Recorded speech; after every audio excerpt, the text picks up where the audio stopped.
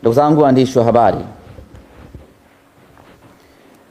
tupo kwenye kipindi cha usajili hivi sasa na tayari Simba Sports Club taifa kubwa tumeshatangaza wachezaji watatu ambao ni Kelvin Nation, Nathaniel Chilambo pamoja na Bakari Msimu.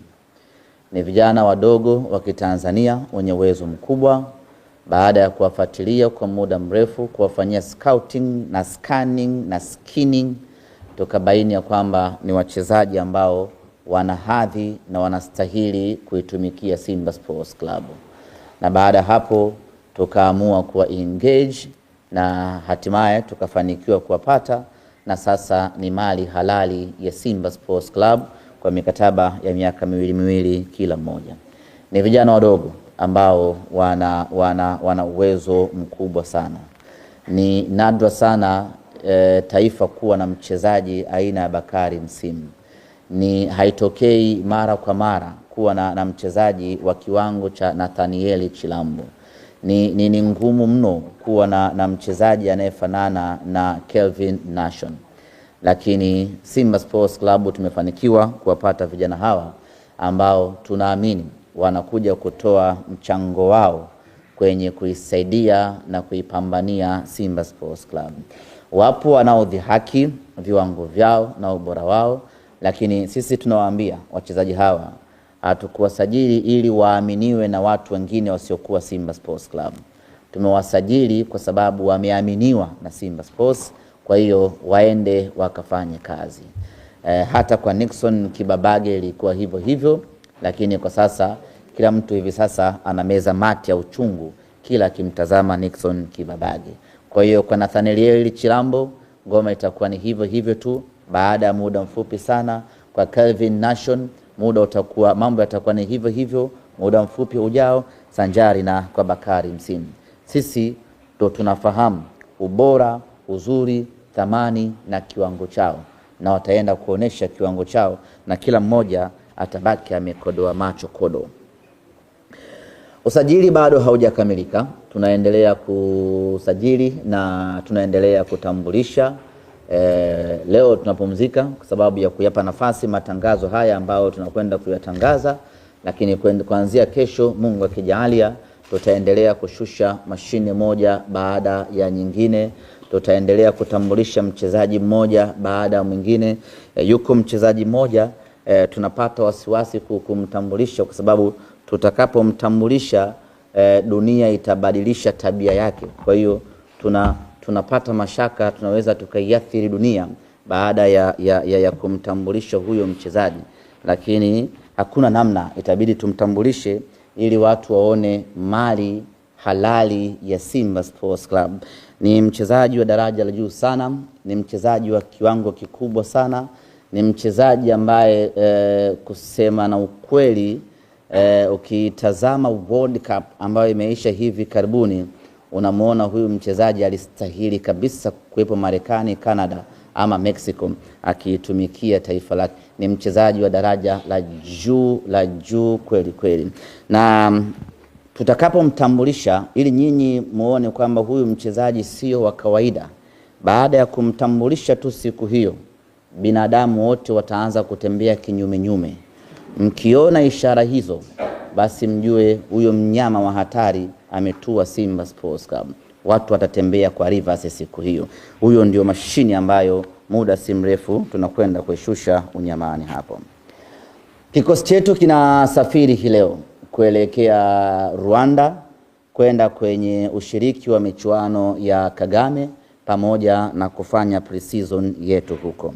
Maswali yamekuwa ni mengi, kwa nini Simba mnashiriki Kagame hivi sasa na miaka mingi hamjashiriki?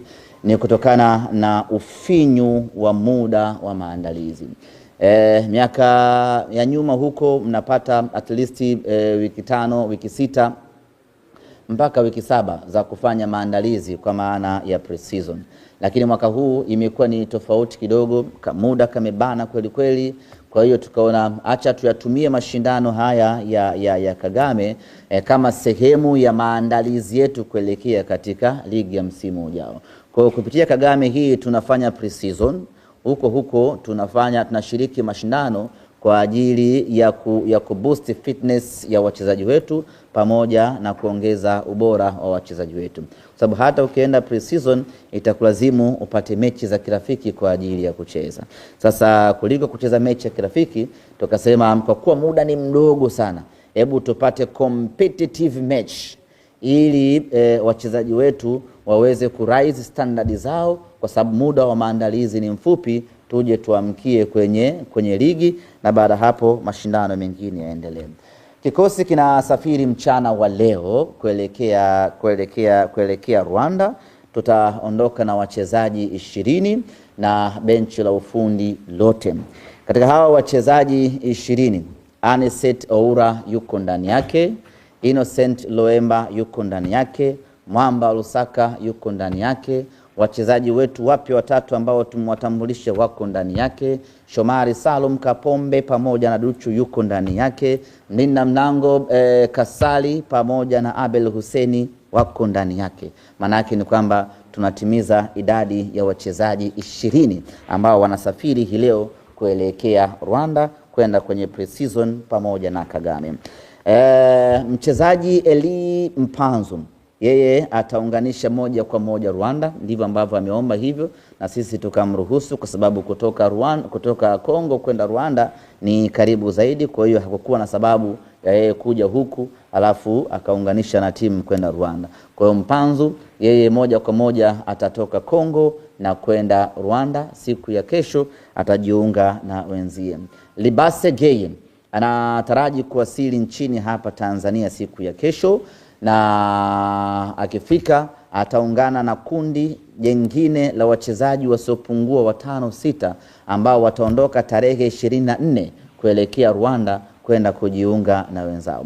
Hao wachezaji wengine ambao wataondoka na Libase ni pamoja na wachezaji wapya wa Simba Sports Club ambao tutawatambulisha hapa katikati kabla ya kufika tarehe 24. Kwa hiyo hadi kufika tarehe 24 ama 25 tukiwa pale Kigali Rwanda, timu yetu yote itakuwa imeshakamilika full mkoko, kuanzia kwenye benchi la ufundi kuja kwenye wachezaji wote, kwa maana wale wa zamani wale wapya wote watakuwa wameshakamilika. Tunaanza pre-season, tunaanza ushiriki wetu kikamilifu wa michuano ya Kagame. Kumekuwa kuna maneno mengi, Libase anauzwa, Anicet Oura amepata ofa, Loemba anaondoka, sijui nani amerudi tena. Niwahakikishie wana Simba, nikiwa hapa nimevaa suti ya bei kali, ya kwamba hakuna mchezaji hata mmoja ambaye anaondoka ndani ya timu yetu msimu huu, aidha kwa kumaliza mkataba ama kwa kuuzwa. Libase Geye bado yupo sana akiendelea kutumikia mkataba wake. Anicet Oura bado yuko sana akiendelea kutumikia mkataba wake. Jospin Loemba bado yupo sana akiendelea kutumikia mkataba wake, na yeyote bora ambaye unamfahamu bado yupo sana Simba Sports Club akiendelea kutumikia mkataba wake. Na taarifa njema ambayo ningependa kuwajulisha wana Simba asubuhi ya leo ni kwamba tumefanikiwa kumuongezea mkataba mwingine mshambuliaji wetu kinara Selemani Mwalimu, ambapo sasa ataendelea kusalia Simba Sports Club kwa mkopo akitokea Wydad Casablanca. Vita ilikuwa ni kubwa kweli kweli. Wapo watu walifunga safari kutoka Tanzania wakaenda Morocco, wakaenda kuwashawishi watu wa Wydad, jamani tupeni sisi huyo mchezaji kwa mkopo, tunamtaka sisi kwa mkopo. Maneno yakawa mengi, najua sisi mabingwa, najua sisi sijui vilabu Afrika. Walichokifanya wale wa Morocco, wakachukua kompyuta yao wakauliza timu yenu timu gani, sio inaanzia na Y, wakaingiza pale wakabonyeza enter. Kubonyeza enter ikaja taarifa pale, ndio klabu inayoongoza kwa madeni Afrika. Kwa hiyo Wydad wakawaambia hatuwezi kuwapa huyu mchezaji sababu nyinyi klabu yenu inaongoza kuwa na madeni barani Afrika. Kwa hiyo wakawa wamemkosa Selemani Mwalimu kwa namna hiyo, na Selemani Mwalimu akachagua kubaki Simba, na Wydad wakachagua kumuacha Selemani Mwalimu Simba kwa sababu anapata kila anachostahili, kuanzia muda wa kucheza, mafunzo mazuri ya kimpira na maelekezo pamoja na maslahi makubwa, na wakafikia tamati ya kwamba anatakiwa kubaki kunako klabu ya Simba Sports Club. Kwa hiyo kwenye upande huo wa usajili na wachezaji tuko vedi kweli kweli, kila kitu kimekaa mahala pake. Wana Simba msiwe na wasiwasi, hakuna anayeondoka unyamani. Ambaye anaondoka tayari taarifa zake tumeshaweka wazi.